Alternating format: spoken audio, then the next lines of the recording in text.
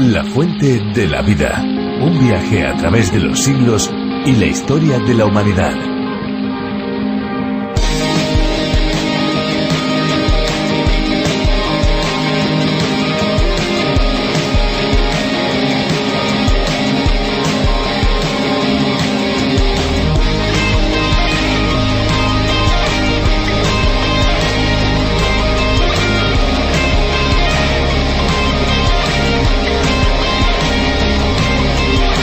Uno de los posibles orígenes del nombre de Egipto es la expresión agua estrecha, que nos recuerda, en referencia al río Nilo, la importancia y la escasez del agua en esta región del norte de África. Por cierto, el agua, un bien muy preciado, pero un poco más al norte, en Europa, sí abundan los ríos y lagunas. Cuando abunda el agua, las personas se olvidan de que el agua puede escasear. Por eso es importante tener en cuenta los consejos que se dan para ahorrarla.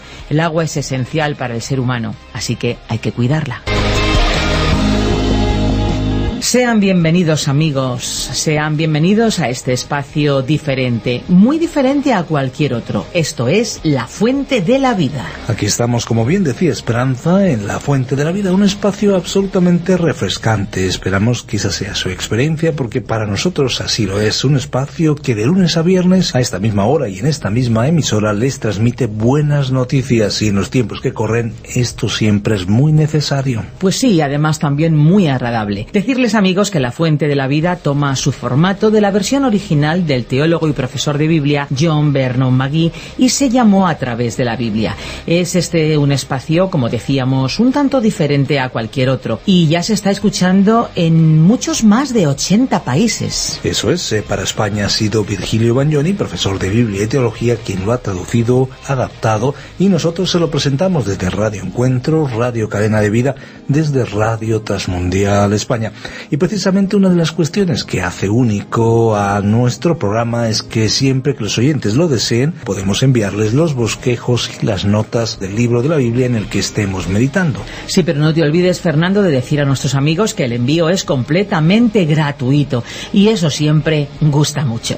Estén atentos a aquellos que quieran recibir los bosquejos y las notas, porque al finalizar nuestro espacio les vamos a dar una dirección electrónica a la que pueden dirigirse y solicitarlo, también un teléfono al que pueden llamar y ponerse en contacto con nosotros. La verdad, amigos, es que leer la Biblia siempre ha resultado beneficioso, y nosotros desde aquí queremos favorecer su lectura. Pues claro que sí, dentro de esa campaña de promoción de lectura de la Biblia les ofrecemos también un Nuevo Testamento o una Biblia si usted no la tiene. Bueno, ahora, Esperanza, nos toca escuchar la exposición de hoy, pero antes un poco de buena música, ¿te parece? Pues sí, me parece muy bien que llenemos las ondas con buena música. Vamos a escuchar la que hemos elegido para hoy.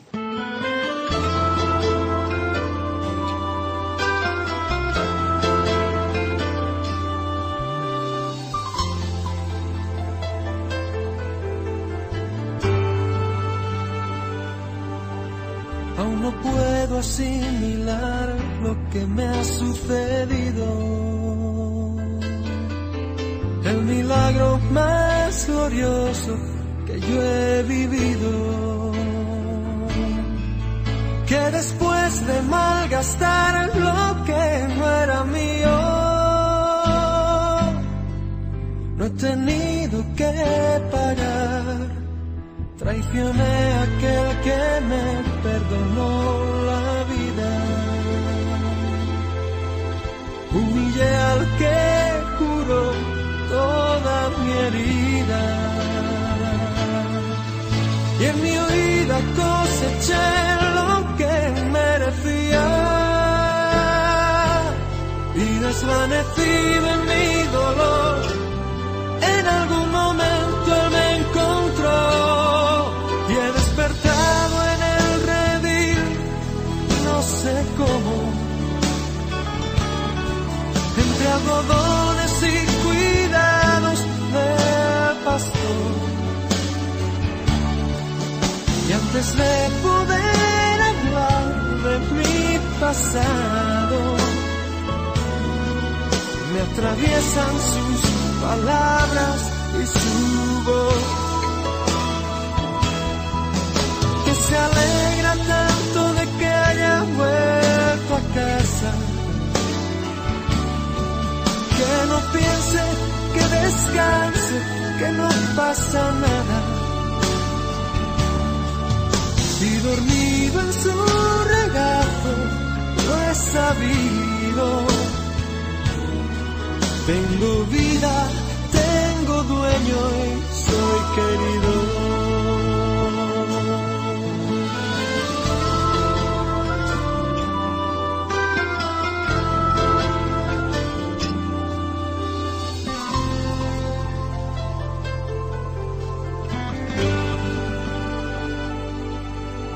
He aprendido la lección del amor divino que me transformó cruzándose en mi camino y que dio a mi vida entera otro sentido, otra meta y otro fin. Yo no sé lo que traerá para mí el mañana, pero sé que nunca se apagará su llama. Salga el sol por donde quiera, Él me ama. Sé lo que es la gracia y el perdón, su misericordia es mi canción. He despertado en el redil, no sé cómo, entre algodones y cuidados del pastor. Y antes de poder hablar de mi pasado, me atraviesan sus palabras y su voz, que se alegra tanto de que haya... La autoestima es una característica fundamental del ser humano. De su estado depende que muchas veces nos sintamos tristes o alegres. En la vida pasamos por muchos altibajos y eso puede debilitar nuestro ánimo. Contar con la familia o con los amigos a nuestro lado es algo que nos puede ayudar a superar esos difíciles momentos. Cuando tenemos a alguien que nos pueda apoyar en los caminos de la vida, enfrentaremos mejor los momentos difíciles y estos quedarán como una experiencia edificante. Pero si no tenemos a nadie, podemos contar con aquel que siempre estará a nuestro lado y que no nos abandona. Dios es fiel y cuidadoso y podemos confiar siempre en Él. ¿Lo conoce ya? En la Biblia vemos varios relatos de personas que tuvieron que realizar peregrinajes difíciles y muchas veces se sintieron desanimados. Hoy vamos a aprender un poquito más de la vida de Jacob. Virgilio Bagnoni nos trae una excelente exposición de Génesis capítulo 46. Vamos a escucharle. Veremos cómo Jacob y su familia se trasladan dentro del plan de providencia de Dios hasta Egipto. La fuente de la vida. Génesis capítulo 46. Jacob debió haber pensado que iba a viajar a Egipto para permanecer allí solo por unos años e incluso así consintió en ir con cierto desgano e indecisión. Dios había dado instrucciones a Abraham para que se mantuviese fuera de Egipto. Además, el patriarca había tenido allí problemas. Dios también había ordenado lo mismo a Isaac. Así que entonces ahora se planteaba la pregunta: ¿debía ir Jacob a la tierra de Egipto? Él necesitaba un poco más de estímulo que una invitación de su hijo José o aún de Faraón. En realidad necesitaba la aprobación de Dios y su guía.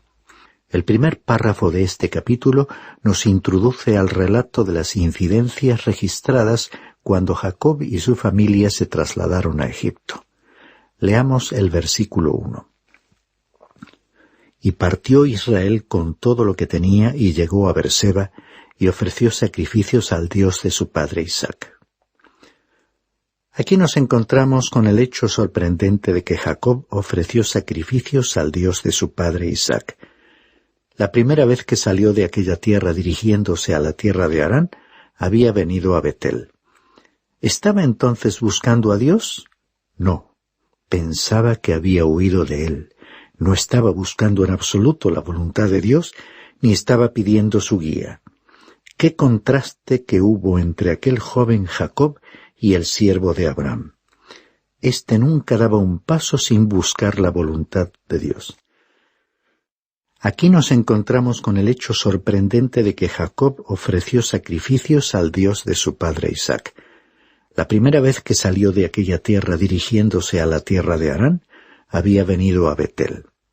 ¿Estaba entonces buscando a Dios? No, pensaba que había huido de él. No estaba buscando en absoluto la voluntad de Dios, ni estaba pidiendo su guía. Qué contraste que hubo entre aquel joven Jacob y el siervo de Abraham. Este nunca daba un paso sin buscar la guía de Dios. Pero Jacob pensaba que no necesitaba a Dios en su vida para nada. Le llevó mucho tiempo aprender que esa no era la forma adecuada de vivir. Esto debería hacer reflexionar a todos aquellos que se declaran cristianos. Muchos pasan toda la semana dejando a Dios fuera del programa de su vida, tomando sus propias decisiones y haciendo lo que les apetece. Entonces llega el domingo y van a la iglesia, donde se muestran religiosos, dispuestos a hacer la voluntad de Dios. Esas personas piensan que la voluntad de Dios con respecto a ellos consiste simplemente en ir ese día a la iglesia y desempeñar cierta actividad. Una vez que han cumplido con los ritos correspondientes, se despiden de Dios para entrar en otra semana en la que Dios estará ausente de la escena. Durante la mayor parte de su vida, Jacob no estuvo buscando a Dios para que él formase parte de su vida, pero ahora, al llegar a Beerseba, ofreció sacrificios al Dios de su padre Isaac, y Dios tuvo misericordia de él y se le apareció. Leamos los versículos 2 y 3. Y Dios habló a Israel en una visión nocturna y dijo: «Jacob, Jacob». Y él respondió: «Heme aquí». Y él dijo: «Yo soy Dios, el Dios de tu padre. No temas descender a Egipto, porque allí te haré una gran nación». Como vemos, Dios le estaba prometiendo convertirle en una gran nación allí en la tierra de Egipto. Podrías preguntarte si Dios realmente haría tal cosa. Encontramos la respuesta en el libro que sigue al Génesis, el libro del Éxodo, capítulo 1 y versículo 7. Pero los hijos de Israel fueron fecundos y aumentaron mucho, y se multiplicaron y llegaron a ser poderosos en gran manera, y la tierra se llenó de ellos. Hubo una verdadera explosión demográfica de israelitas en la tierra de Egipto. ¿Y cuál fue la explicación? Que Dios estaría cumpliendo su promesa a Jacob. Leamos los versículos 4 y 5. «Yo descenderé contigo a Egipto, y ciertamente yo también te haré volver, y José cerrará tus ojos». Entonces Jacob partió de Beerseba, y los hijos de Israel llevaron a su padre Jacob y a sus pequeños y a sus mujeres en las carretas que Faraón había enviado para llevarlo. Recordemos que Faraón había enviado esas carretas desde Egipto. En ellas se instalaron Jacob y sus familiares y emprendieron el viaje. La vida de Jacob puede dividirse en 3 áreas geográficas: la tierra de Harán, la tierra de Canaán y la tierra de Egipto. Estas no fueron solamente regiones geográficas, sino que también denotaron 3 niveles espirituales. Jacob salió de la tierra con pocas pertenencias. Quizás solo llevaba un bastón. Cuando llegó a Harán, observamos el primer nivel. Jacob era un hombre de Dios que vivía de un modo carnal, es decir, que vivía bajo el impulso de sus instintos y deseos, en desacuerdo con la voluntad de Dios. Salió de Harán huyendo. Salió huyendo de su suegro y temiendo encontrarse con su hermano Esaú. Después, en la tierra de Canaán pasó al segundo nivel.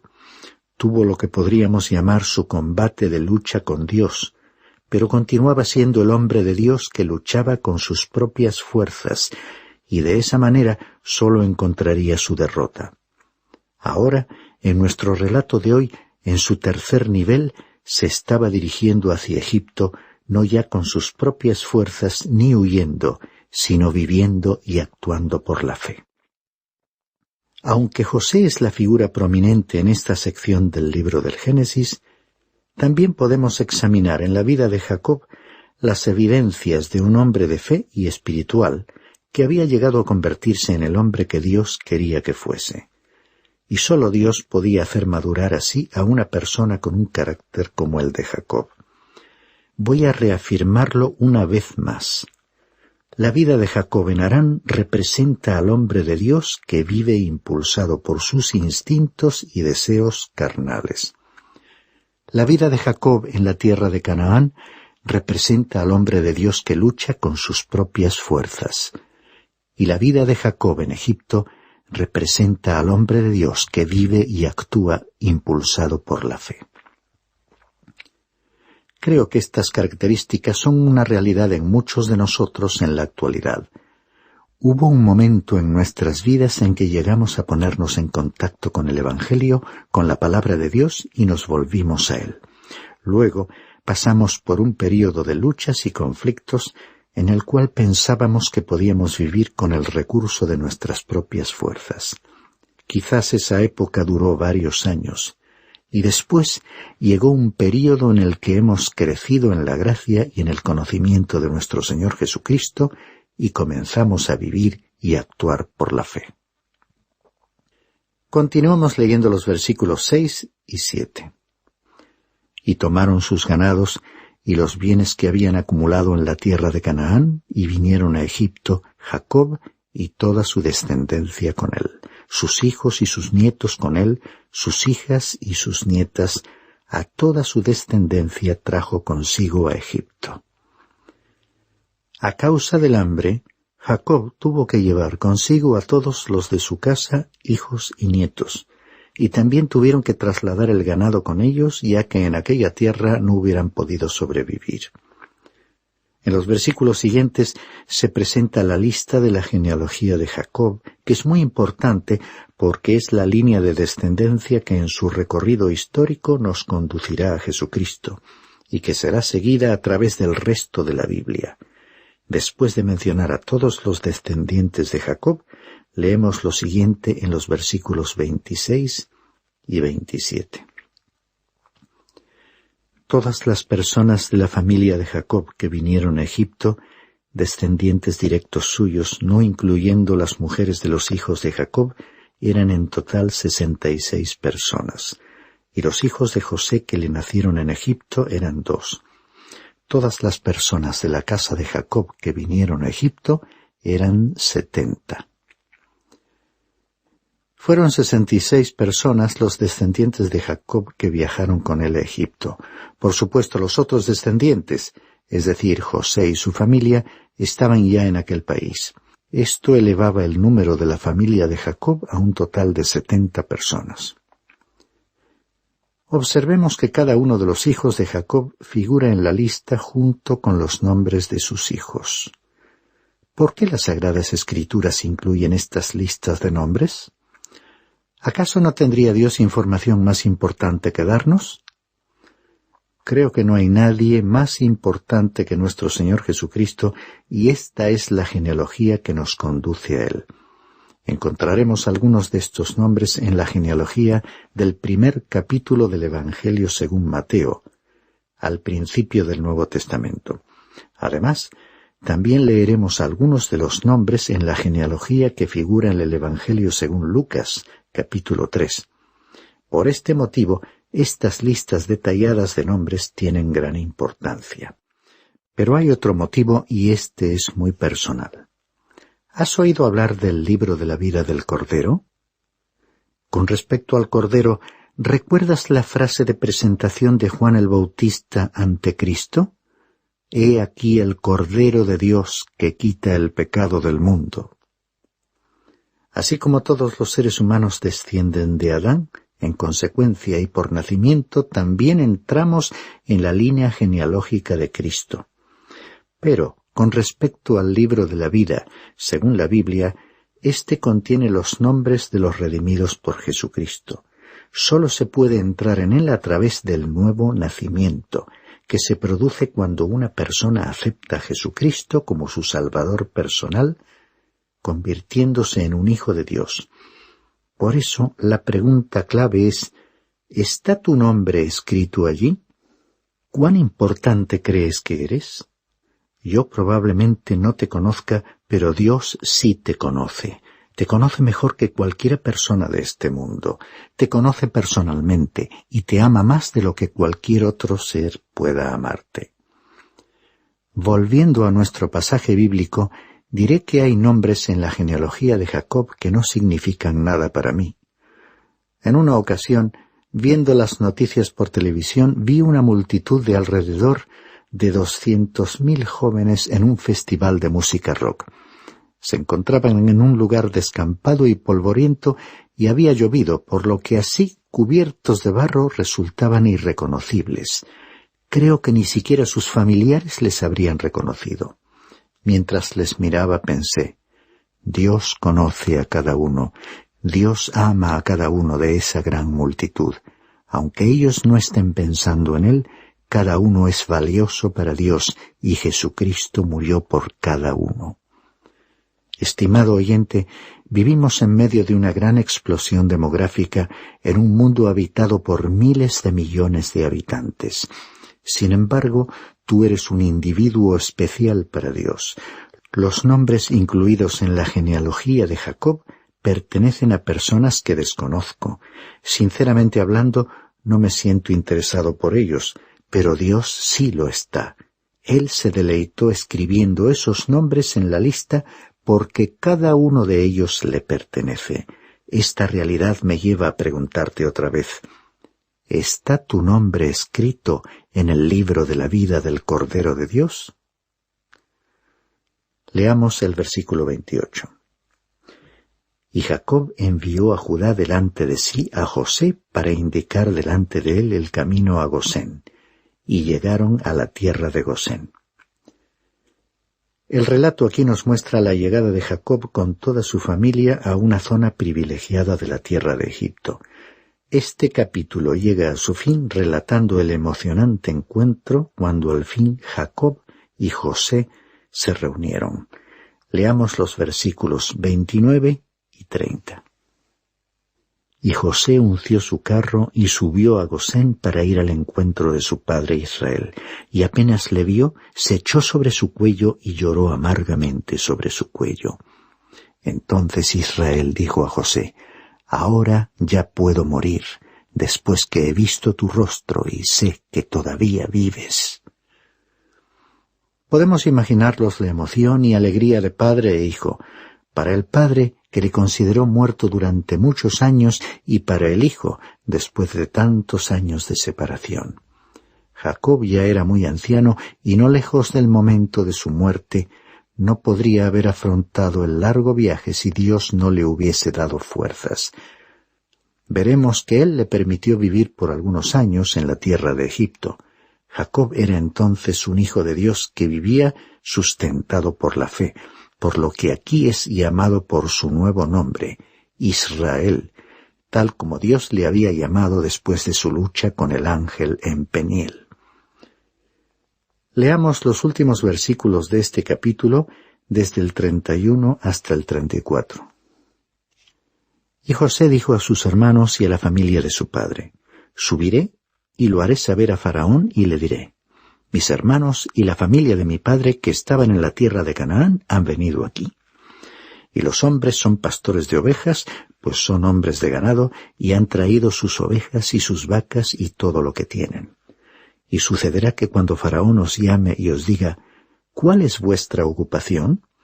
Vosotros responderéis, tus siervos han sido hombres de ganado desde su juventud hasta ahora, tanto nosotros como nuestros padres, a fin de que habitéis en la tierra de Gosén, porque para los egipcios todo pastor de ovejas es una abominación.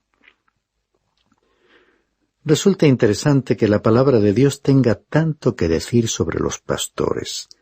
Estos hombres criaban sus propias ovejas como algunos lo hacen aún hoy en Israel.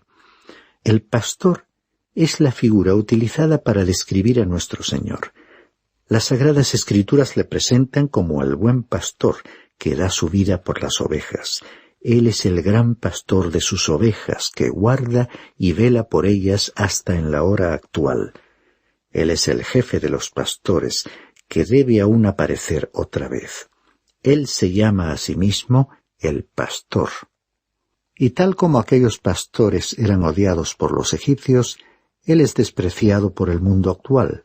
Él no es recibido hoy, y estoy hablando del verdadero Jesucristo. Ciertos sectores llamados cristianos han confeccionado un Jesús que resulte aceptable para la sociedad.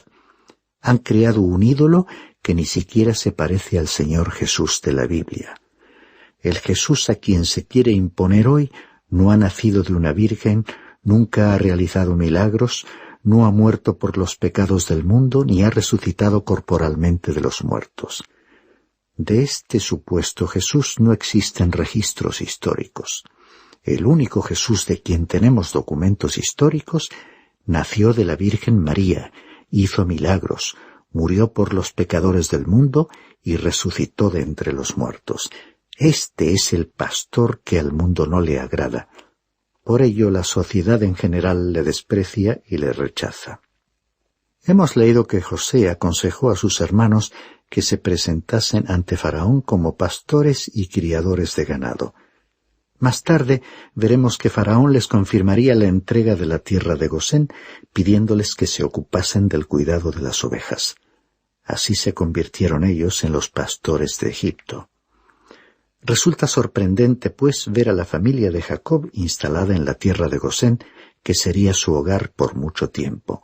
Después de la muerte de José, los israelitas se convertirían en esclavos en el país de Egipto, pero Dios estaría con ellos durante todo ese período. Allí mismo llegarían a ser una gran nación y entonces, bajo el liderazgo de Moisés, Dios les guiaría para salir de esa tierra. Las Sagradas Escrituras no registran ninguna aparición de Dios a José. Sin embargo, con toda certeza, hemos visto la previsión y presencia de Dios en la vida de este personaje excepcional. Al mirar a José desde la perspectiva de nuestro tiempo, resulta evidente que él tenía que adelantarse y preparar el camino para que toda la familia de Jacob pudiera sobrevivir en el país de Egipto. De la misma manera hoy, estimado oyente, si ya perteneces a Jesucristo, el buen pastor, aunque no le veas con tus propios ojos, aunque no contemples una aparición suya, tienes la garantía de su presencia y su cuidado. Poco antes de ascender al cielo, les dijo a los suyos: «Yo estoy con vosotros todos los días hasta el fin del mundo».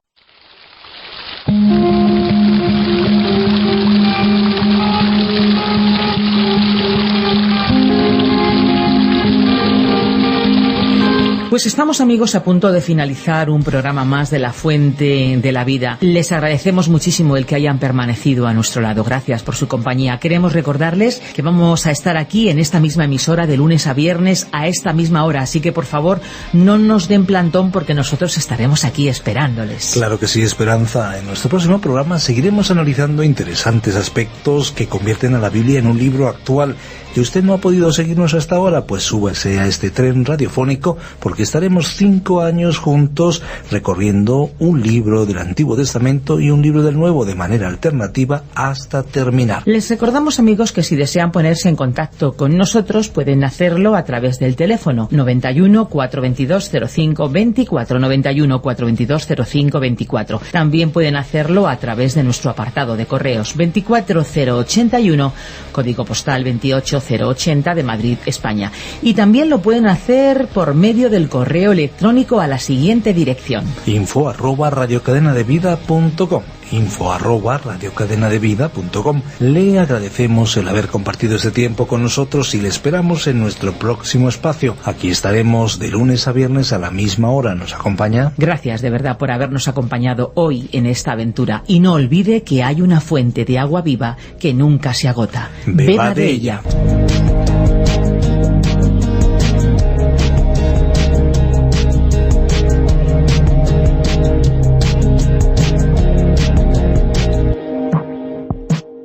Este ha sido un programa de Radio Transmundial producido por Radio Encuentro, Radio Cadena de Vida.